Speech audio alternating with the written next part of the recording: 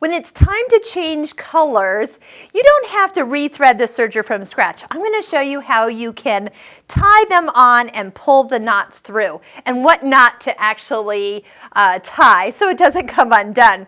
So first off, you don't want to cut close to the serger. Go all the way towards the cone and clip the threads down at the cone. Give yourself plenty of thread to tie on to. So go ahead, put your new colors on, and then the knot that you want to actually tie is what I call an overhand knot. So maybe the same knot that you have for a balloon.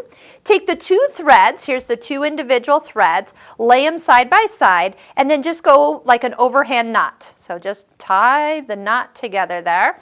And sometimes I'll trim these, but sometimes I don't. So don't feel like you have to if you don't. All right, so I'm going to just go ahead, put both the threads together, overhand knot, and then I'm going to show you how we go about making sure that they travel safely through the serger without any trouble and get you restarted without any problem. All right, last one, and okay. So the first thing I do is go ahead and lift up the presser foot. This kind of releases the tensions and allows me to get a hold of this chain, and I'll start to gently pull. And I need to pull to the back side. Don't try to pull from the front. Now when I do so and I look, I'm going to cut off where the chain kind of ends and these individual threads start. Because once I clip this, you're going to notice that you're going to have extra threads. You don't just have 4 threads, you actually have 6. And 2 of them are a fake. So I'm going to pull the one out. Here it comes.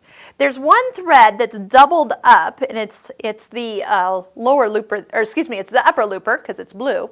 And now what I'm going to do is just gently kind of pull. I can pull these individually. I am going to pull the needles out, and that also clears them out from under the throat plate. And by pulling the threads out of the needles, because the knots don't actually go through the eyes, you will need to thread those individually. So if they kind of get stuck, like I'm in a place where I can't really turn or pull them any further, what I'm going to do is just give my thread a little pull so they can get through the little guides. Sometimes they get hung up on those back little guides there. And now here are my knots, and I can just clip those off, and we'll thread those.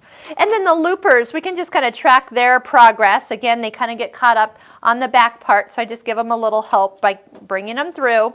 And that is how easy it is to change threads on a serger. So all I have to do is thread the needles and start over with my 4 individual threads, getting them back into the chain, and away we'll go. Remember, you've got the needle threader right at your inside the front door where your accessories are.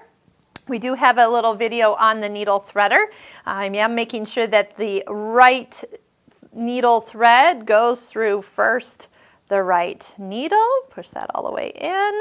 I'll use my tweezers to pull that out just because of the angle I'm at here. And my other one, going through, little arrow on top, gently run down the needle eye and push it through. And we are ready to close up the accessory door and start to serge.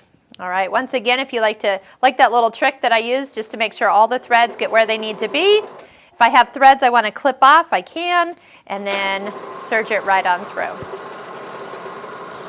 And that is how easy it is to tie threads on, as long as you know the knot to tie and don't clip too close to the serger so you have plenty to tie onto. It will be a super breeze.